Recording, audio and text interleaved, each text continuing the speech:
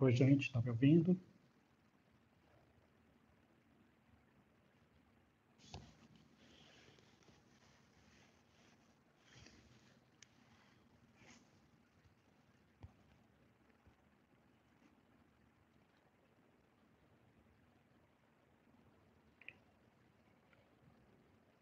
Boa noite, Flávia, está me ouvindo?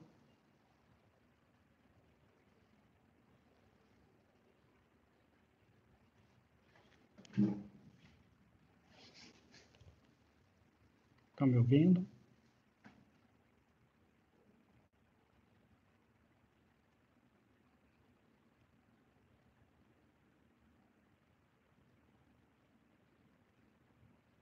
Ótimo. Foi, Amorim.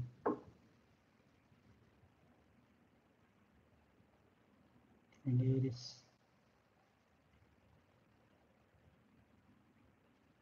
Daqui a pouquinho a gente começa, tá?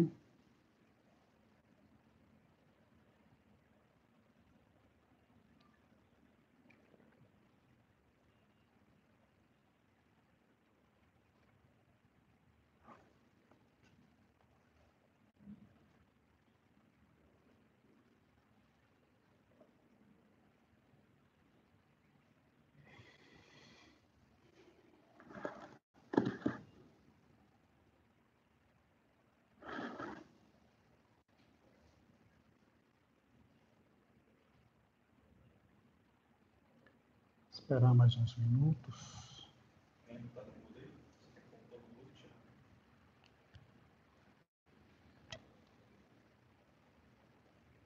São 8 horas agora, esperar mais uns 3, 4 minutinhos.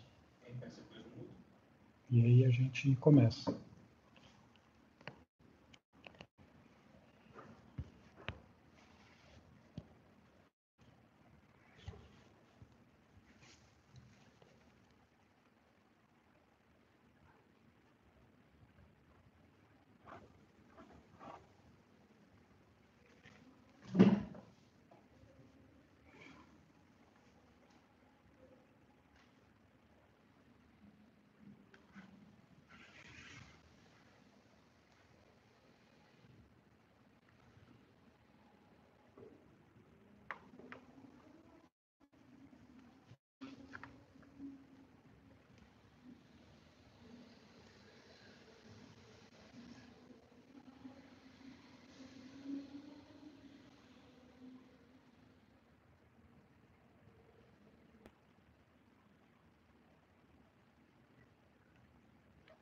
Estamos com 13 participantes.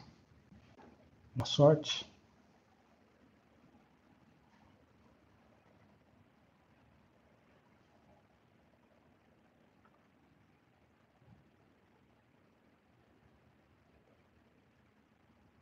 Quem tiver aí, se puder mandar um oi, só para eu ver quem é que está. Olá, boa noite. Estão me ouvindo? Oi, gente. Estão me ouvindo bem?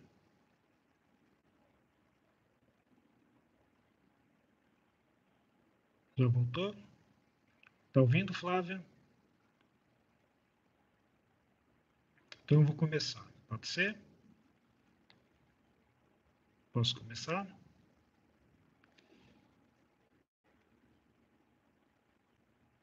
Olá, gente. Boa noite a todos, todas e todos. Vamos lá, então. Sejam bem-vindas, né? Bem-vindos. Eu sou o Décio Coutinho, sou gestor cultural e a gente está aqui no programa de lives Cultura na UFG. Oi, Aline. Estamos transmitindo pelo canal do YouTube da UFG Oficial, pelo YouTube Teatro do Centro Cultural da UFG e pela TV UFG. Agradeço o convite do Centro Cultural da UFG, do PROEC e todos os parceiros, como a SECOM da UFG, a Rádio Universitária e a TV UFG.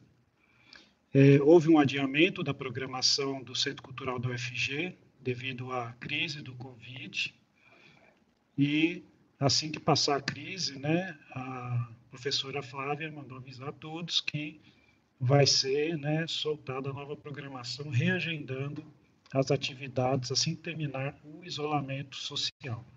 Eu queria agradecer aqui muito ao João Pedro, meu filho, que me ajudou aqui na tecnologia para poder estar funcionando.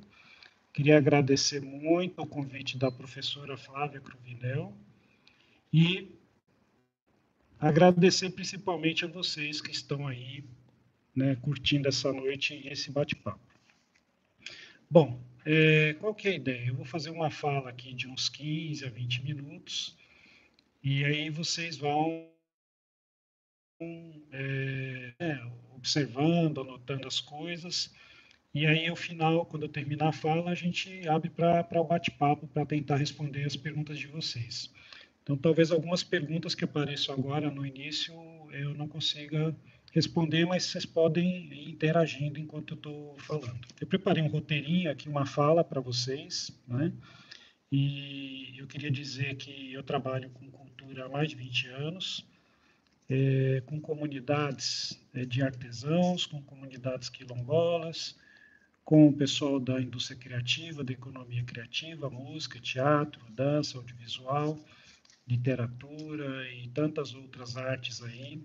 E tenho um mestrado com foco em antropologia e minha formação inicial é em administração de empresas.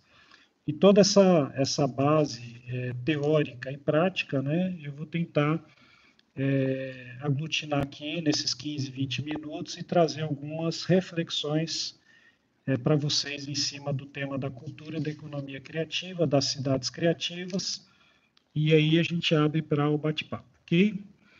Bom, então vamos começar, e eu queria começar falando sobre o sentimento, né? A gente está vivendo um momento de sentimentos bastante complexos, bastante ambíguos, né?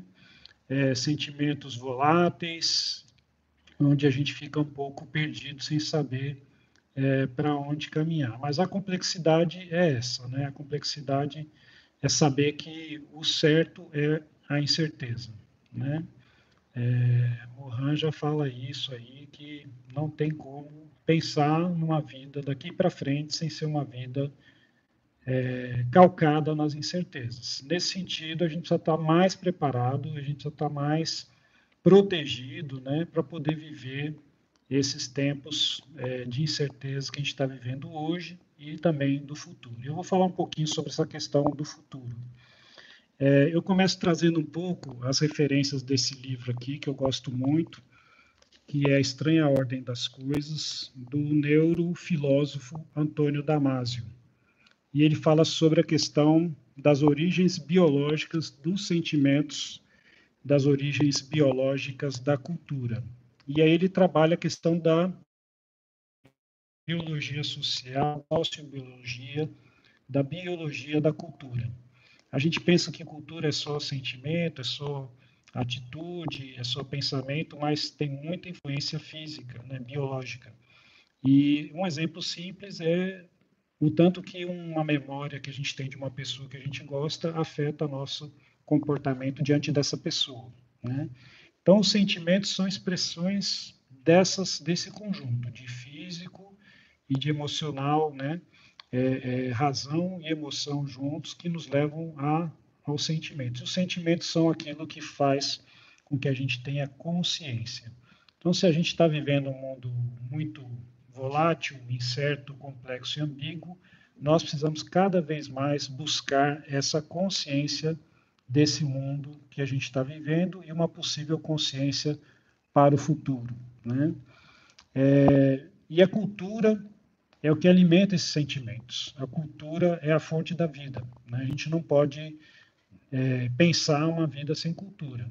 E só para provocar um pouquinho, imaginem essa nossa quarentena, esse nosso isolamento social sem cultura, sem poder assistir filmes, sem poder ouvir música, sem poder ler um livro, né? É muito difícil. Pensem em ficar 30 minutos sem ter nem acesso a nada cultural, sem ter acesso a um programa de televisão, sem ter acesso a um livro, a uma música, e aí vocês vão perceber o tanto que a cultura é importante, né? A cultura é que realmente cultiva a nossa alma. E nesse sentido, a gente vai trabalhar a cultura tanto na parte individual como na parte coletiva, né? Porque a gente precisa se nutrir e essa nutrição vem das relações que a gente tem na sociedade e com o outro. Então, nós estamos num momento de fraqueza, de momento de vírus, de pandemia, e muito se fala na imunidade, né? A imunidade, ela vem no momento em que a gente trabalha a co-imunidade, onde a gente trabalha a imunidade coletiva, né? E a co-imunidade é a comunidade. Co-imunidade é a comunidade. Então, se a gente quer estar imune, a gente tem que estar em comunidade, a gente tem que se proteger. Nesse sentido, é importante que a gente saiba desapegar e abrir mão de algumas coisas, para poder trabalhar essa simbiose, esse equilíbrio, o que o Antônio Damasio chama essa homeostase cultural, porque a gente vive cada vez mais em ecossistemas complexos, onde a vida em sociedade exige arranjos colaborativos, exige comunhão, exige relação, exige novas funções e qualidades que nós precisamos desenvolver. Darwin fala muito na teoria da evolução, onde a gente tem que saber ser flexível e se adaptar, né? E eu sempre escutei isso nos cursos que eu fiz. A maior competência que o ser humano tem que ter hoje é ser flexível e saber se adaptar. E aí vem e fala um pouquinho mais sobre isso. Ele fala, a gente tem que ser flexível e se adaptar, mas tem que ser uma adaptação criativa. Tem que ser uma adaptação regenerativa, onde a gente, mais do que se adapte, a gente se prepare para se regenerar, se prepare para reconstruir o nosso ser, o nosso negócio, a nossa economia criativa. Então, o desafio que a gente tem hoje, mais do que ser Darwin, é ser Capra, né? É ter uma adaptação criativa, trabalhando a relação nossa com o que nos cerca, os ecossistemas. Tudo bem. E por que a cultura é importante? Né? Por que a gente está falando aqui de cultura e de economia criativa? Se a gente pensar nas cidades do interior de Goiás, nas cidades, nos bairros, nos territórios, né? Onde a gente não tem, ou tem muito pouca presença do Estado, o que faz as pessoas terem um pouquinho de bem-estar são os encontros principalmente religiosos, culturais, as festas tradicionais, as manifestações culturais tradicionais, né, sagradas, profanas, mas é o encontro entre as pessoas que gera esse bem-estar e que é o que as pessoas conseguem se segurar e se manter, apesar de uma possível ausência do Estado. Né? E é no voluntariado também, nós vamos falar um pouquinho disso para frente, é no voluntariado também que se supera, né, que se ocupam papéis que às vezes o Estado não consegue ocupar em Goiás e no Brasil. Né? E a arte e a cultura, eles têm esse poder de, mais do que congregar, de agregar, porque a arte e a cultura são sempre movimentos muito progressistas, né? São movimentos questionadores, são movimentos que trazem o futuro na sua base de construção. A arte, ela provoca, ela interrompe, né? Ela desconecta, ela reconecta, ela instiga, né? E a cultura é o que faz com que a gente possa se identificar e, através dessa identidade, a gente pode se fortalecer e saber qual caminho a gente vai trilhar. Então, se a gente precisa superar esse vírus corona, se a gente precisa, né, estar imune, a cultura e a criatividade são a vacina que o mundo precisa. Né? A Amartya Sen, que é um economista, a Amartya Sen já falava isso, né? Que quanto mais cultura, quanto mais liberdade, mais desenvolvimento econômico. A Amartya Sen ganhou um prêmio Nobel de Economia com essa formulação. Ele conseguiu construir uma equação onde ele provou que quanto mais liberdade a gente tem, mais opções de escolha, mais desenvolvimento econômico se tem numa cidade, se tem num país, e aí a gente começa a trabalhar um pouquinho o consumo e o conceito das cidades criativas. Cidade criativa é a cidade que tem opção de escolha, onde há participação da comunidade, onde há liberdade, onde há diálogo, né?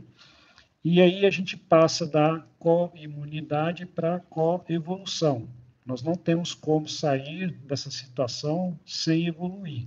E essa evolução, ela tem que ser muito mais do que uma evolução individual, ela tem que ser uma evolução da sociedade, uma adaptação e um ajuste ao meio ambiente, né? O meio ambiente é um sistema vivo que sabe se adaptar de forma criativa. A gente tem que aprender com a natureza e co-evoluir, né? Como uma dança em progresso, como uma coreografia criativa, como uma conversa igual essa que nós estamos tendo aqui, né?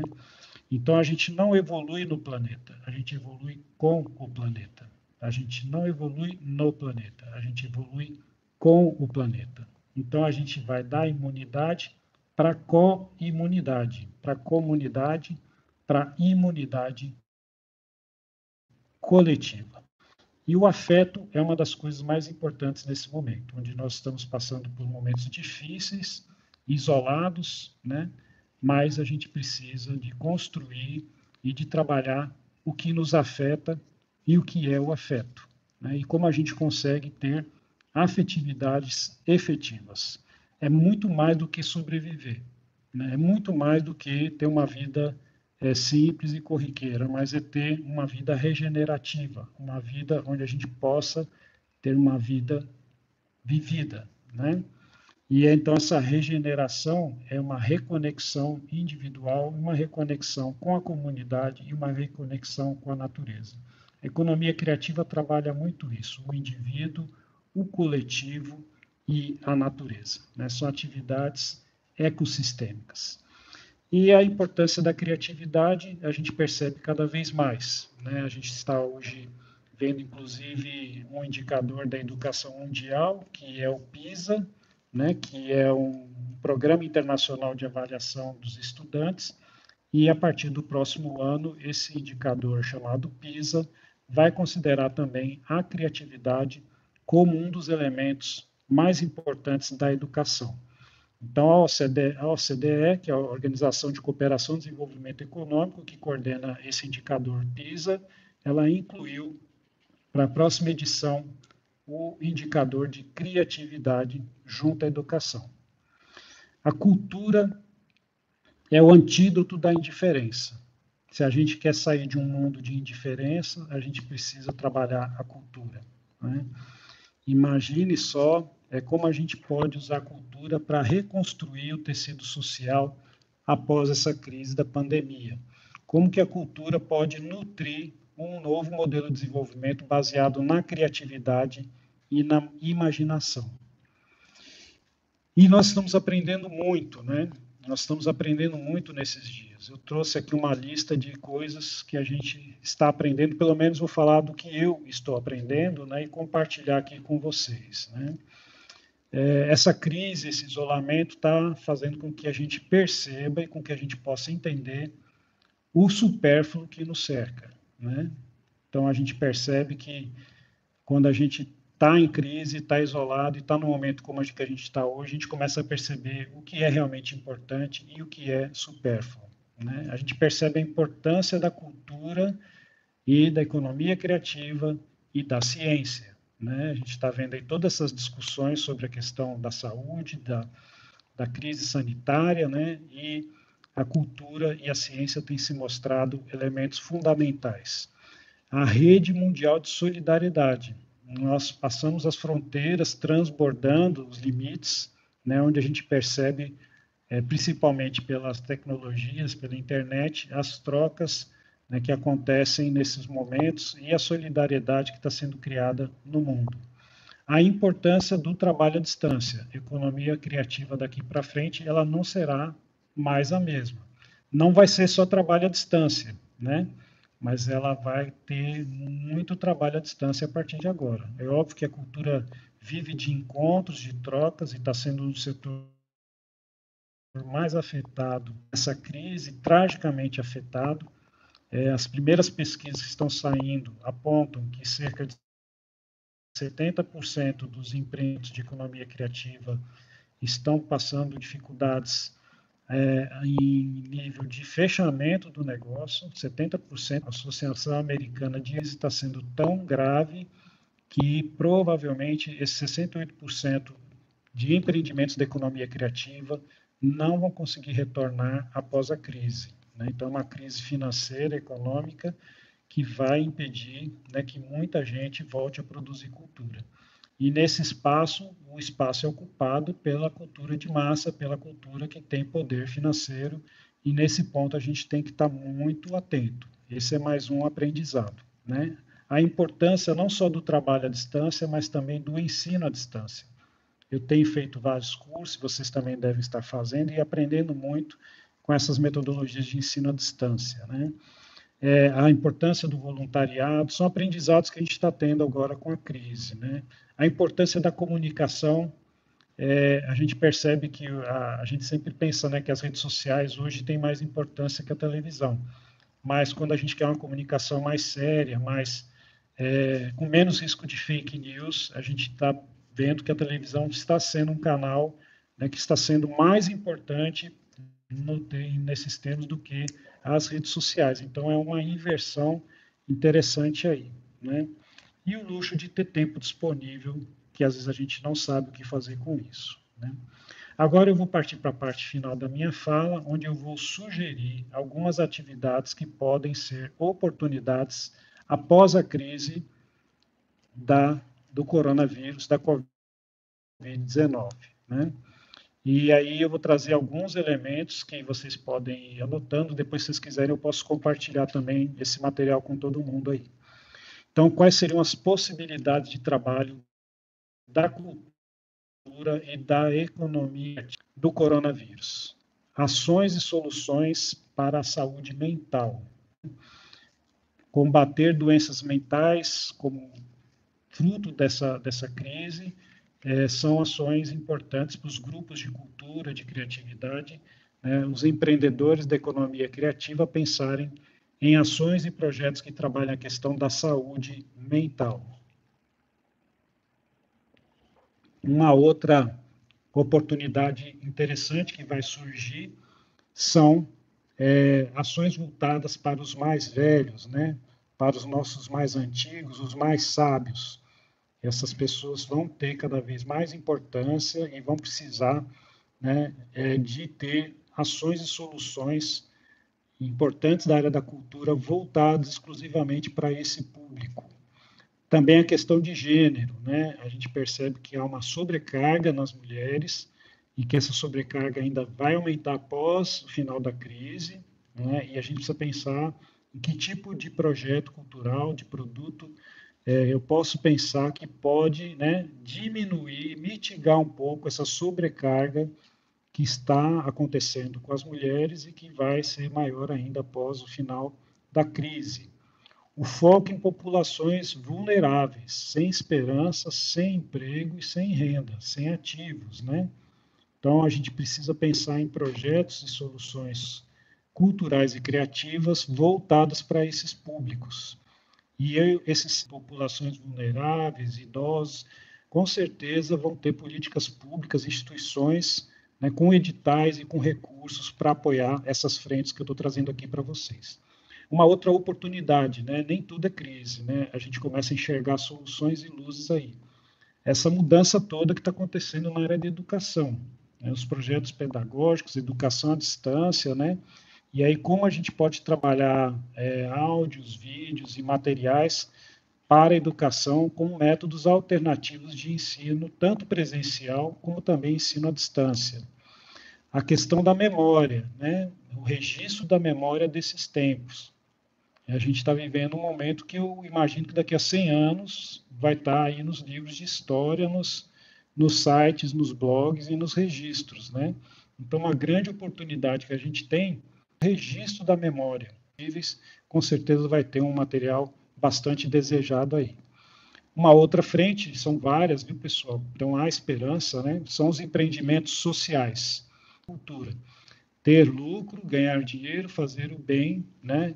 Que mal tem. Então, focar no social, focar em empreendimentos que tenham, né, vez mais, devido à restrição de viagens e até a próprio receio que as pessoas vão ter de estar saindo muito para fora, vão ser valorizadas cada vez mais as coisas locais, a gastronomia,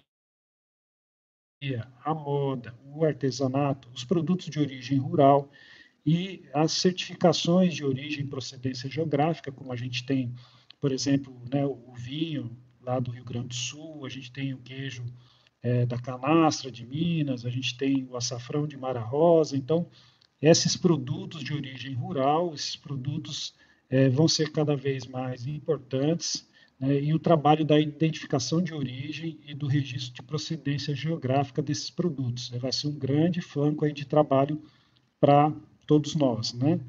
E também, pensando muito nessa questão do local, as festas tradicionais, o artesanato, né, as festas religiosas e as manifestações populares.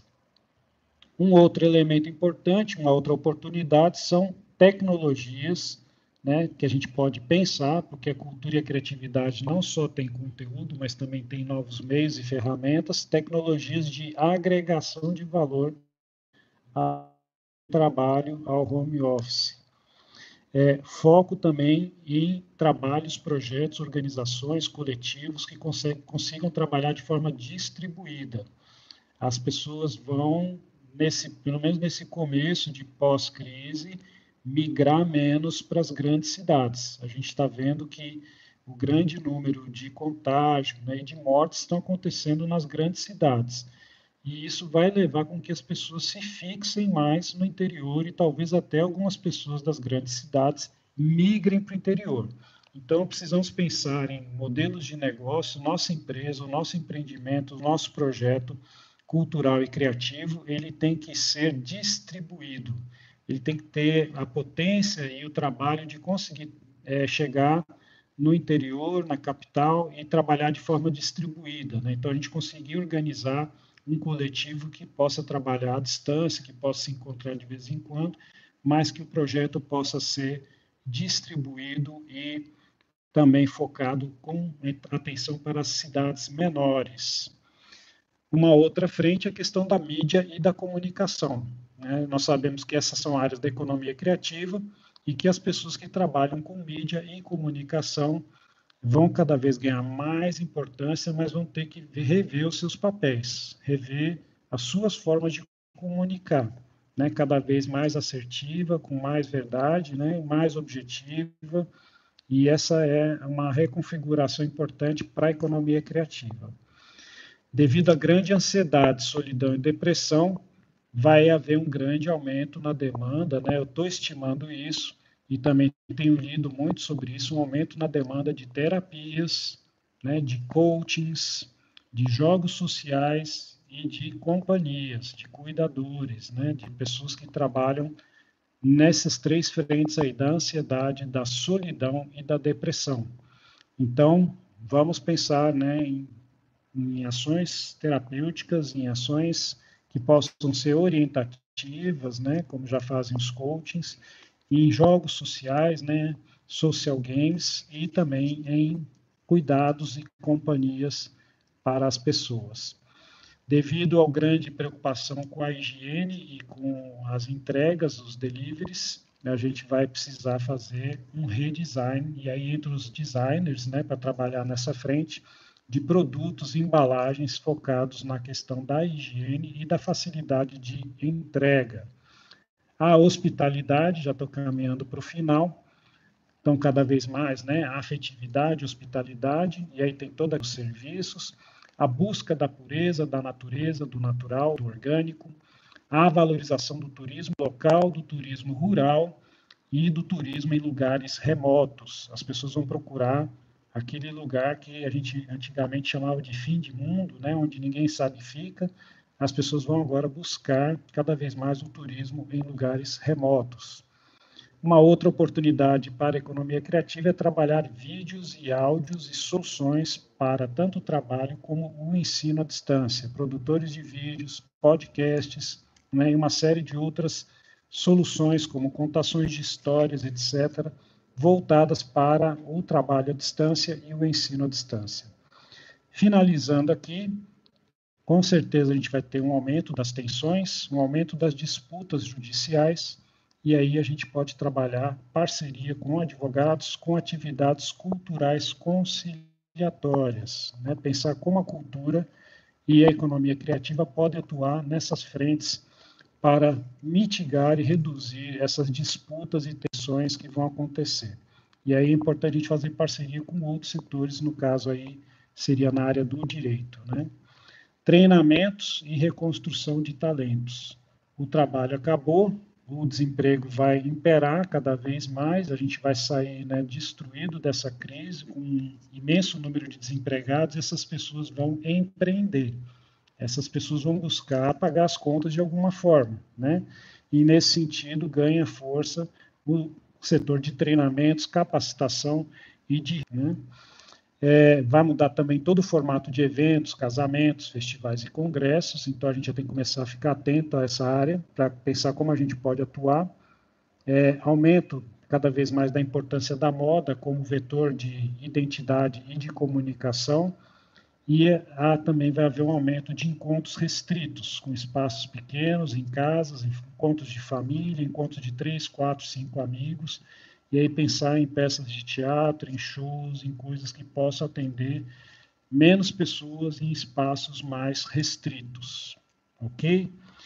Bom, finalizando é isso, né? Eu queria deixar claro que a gente está num momento de reconstrução e de construção de uma nova sociedade, novos valores, de uma nova consciência coletiva, né? Onde cada vez mais ganha importância, né, os direitos coletivos, cada vez mais ganha importância a diversidade, porque ela é o nosso pré-sal, ela é a nossa riqueza. A criatividade e a diversidade são o pré-sal que nós estamos pisando em cima dele, e nós precisamos explorar, né, e conseguir valorizar essa diversidade. E os direitos culturais que a gente precisa sempre, né, estar buscando isso com solidariedade, empatia, educação, né, saber construir com o outro e saber conviver. Assim poderemos ser seres humanos mais humanos, né? E aí a gente começa agora a abrir para perguntas, bate-papo.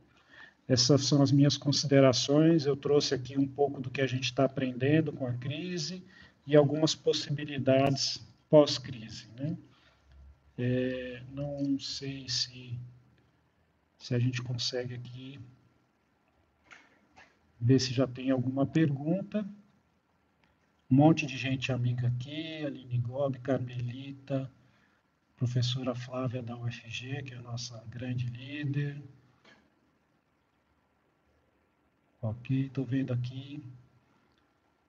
Agora é hora de vocês mandarem perguntas, né? Se tiverem. Tem uma pergunta aqui da Carmelita: como uma cidade pode se tornar uma cidade criativa, né?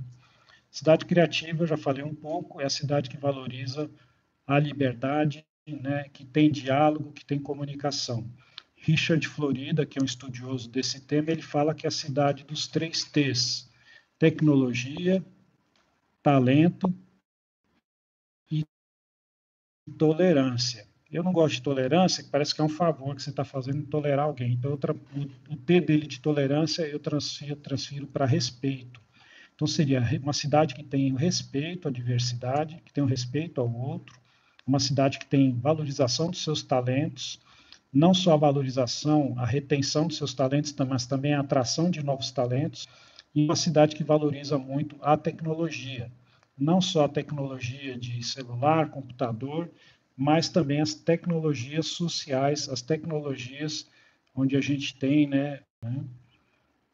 Deixa eu ver se tem mais alguma pergunta aqui. Edmar, grande abraço. Lucas, Nádia, professor Juliano.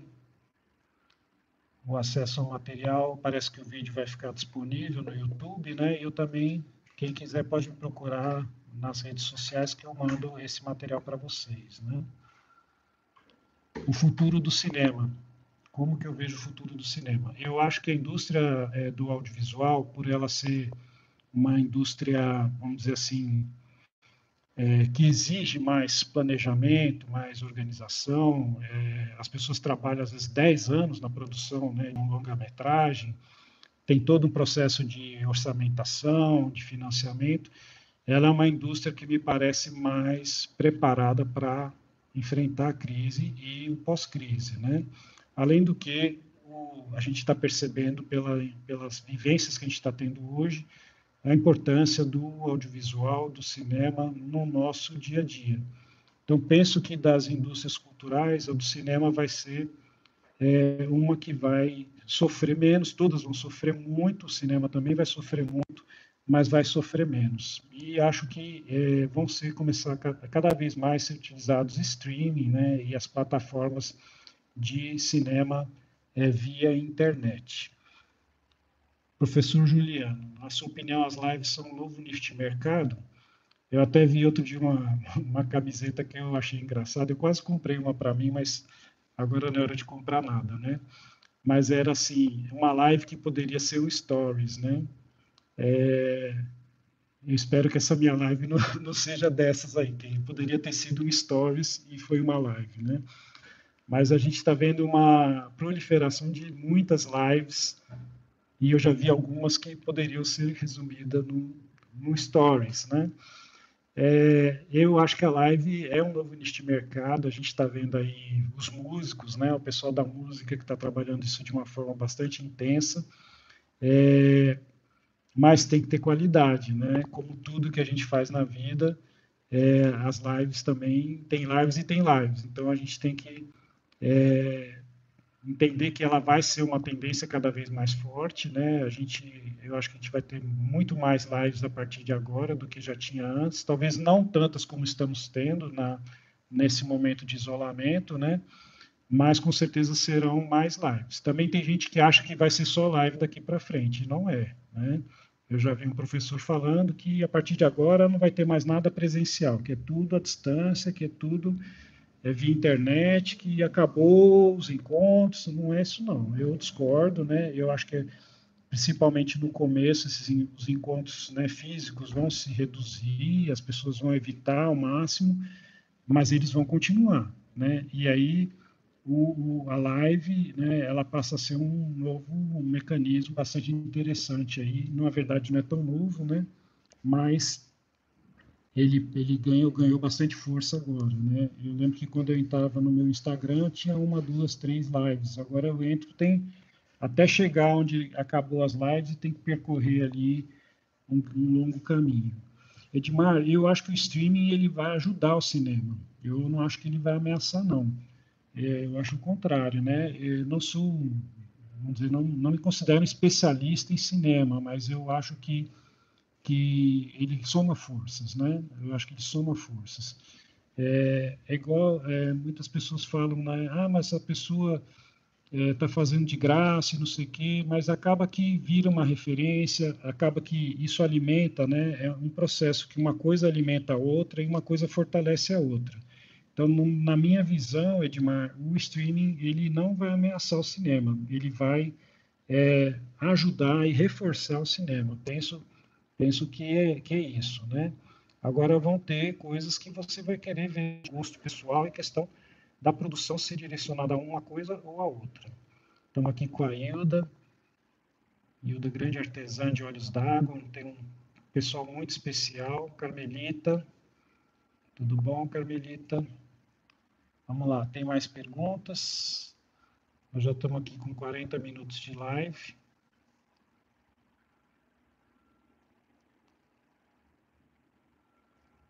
Claudiana, minha amiga da Bahia. Obrigado aí a todos. A Jane. Nós estamos com 30 participantes agora nesse momento. Soylan. O bem individual depende do bem coletivo.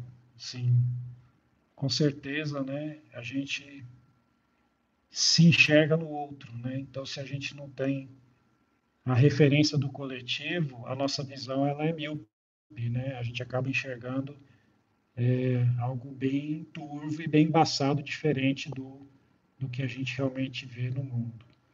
Tuca, qual a opinião do encontro de ceramistas? Ok. Aconteceu um encontro muito especial em Olhos d'Água no ano passado. que foi o primeiro encontro dos ceramistas de Goiás, né? Existem muitos artesãos em Goiás, a gente tem 246 municípios, e nos 246 municípios do nosso estado, nós temos um setor econômico presente em todos, que se chama artesanato. E nesse setor econômico, a gente tem, em Goiás, grandes mestres ceramistas, né? A cerâmica, ela é um produto que tem muito destaque no Brasil afora, e houve a iniciativa do NACO, né, do Núcleo de Arte do Centro-Oeste, da comunidade de Olhos d'Água, com o apoio da prefeitura local e de outros parceiros, de fazer no ano passado, em Olhos d'Água, o primeiro encontro de ceramistas de Goiás. E eu passei lá e eu fiquei extremamente feliz, né, e muito surpreso com a qualidade do artesanato, né? A gente já conhece, mas sempre aprende muito e conhece coisas novas. E saber que Goiás tem um artesanato de primeiríssima linha na área da cerâmica, né? E quem faz isso são essas mestras e esses mestres, né, que estão aqui participando dessa live aqui, como a Tuca, né? Então, foi muito legal ver esse encontro ceramista, a troca que foi feita entre eles, né? Todo dia tinha várias oficinas, bate-papo, onde eles trocaram tecnologias, informações, e com essas trocas a gente cresce, né? O artesanato, ele vai ter que se reinventar, mas valorizando cada vez mais, né, a identidade local e usando as tecnologias que estão à disposição. Então, muito importante a gente entender, né, que para o nosso artesanato ganhar escala e ganhar projeção, ele vai ter que cada vez mais valorizar o saber local, o fazer local e conseguir, né, de alguma forma, chegar nas outras comunidades, nos outros estados, nos outros países. Vamos lá, Claudiana, deixa eu ver aqui. Bom, aqui Carmelita fala sobre a hotelaria, né? Se ela tem que ser repensada. Com certeza, todos os negócios do mundo vão ter que ser repensados.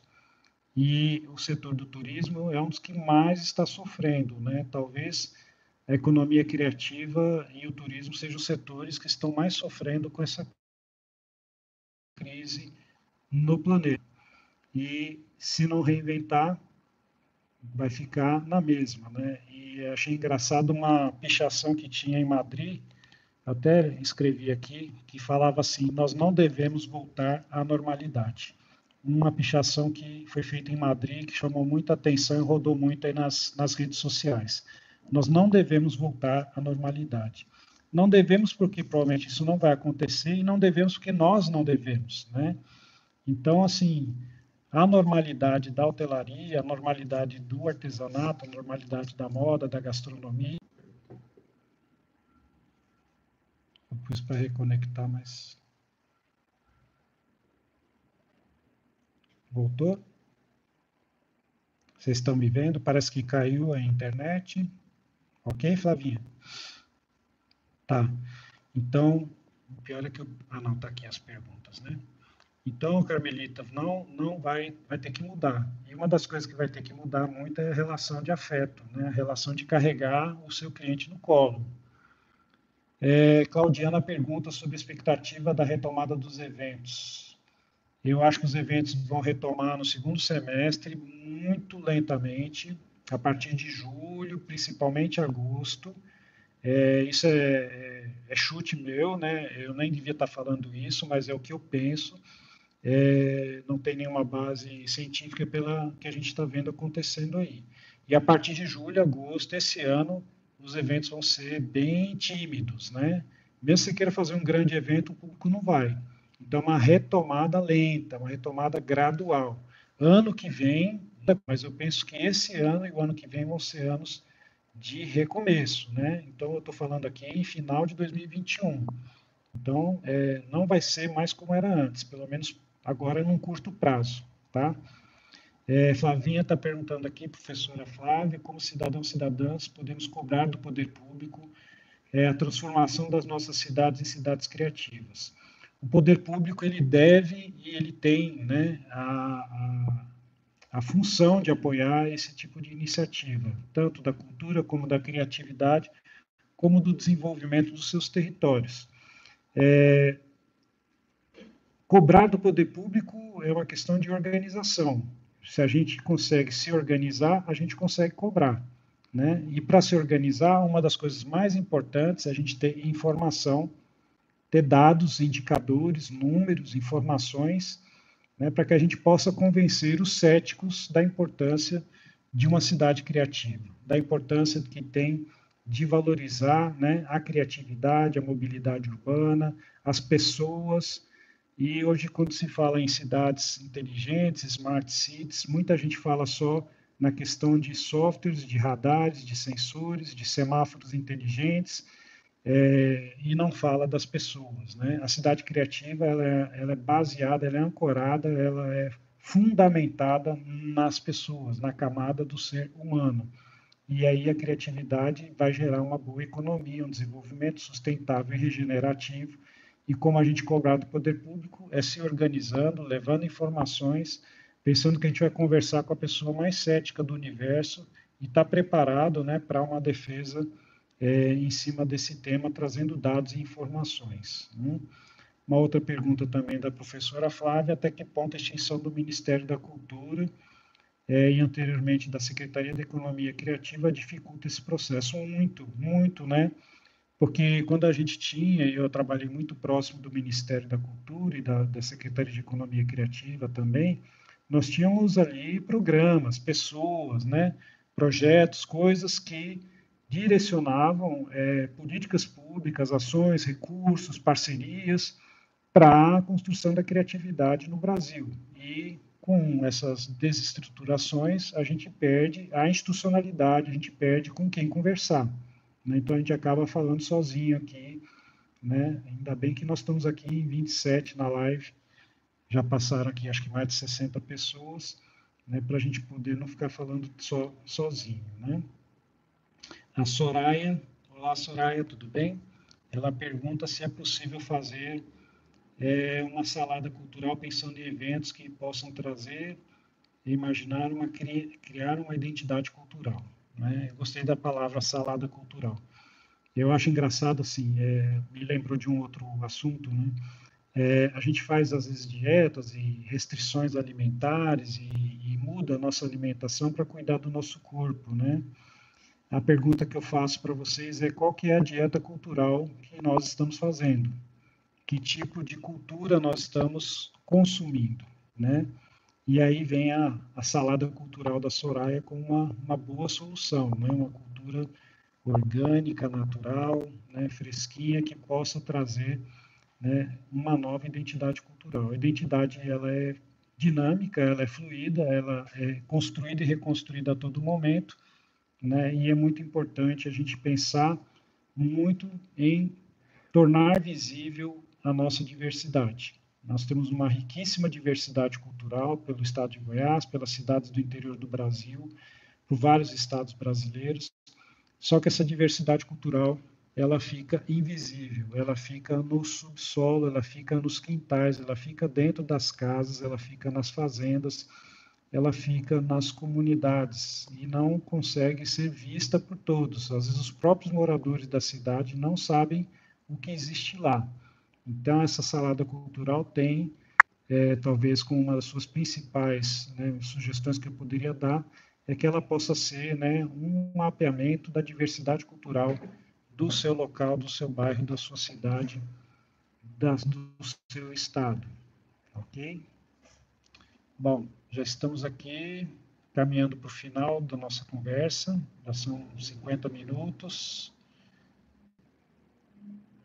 Rosane, professor Juliano,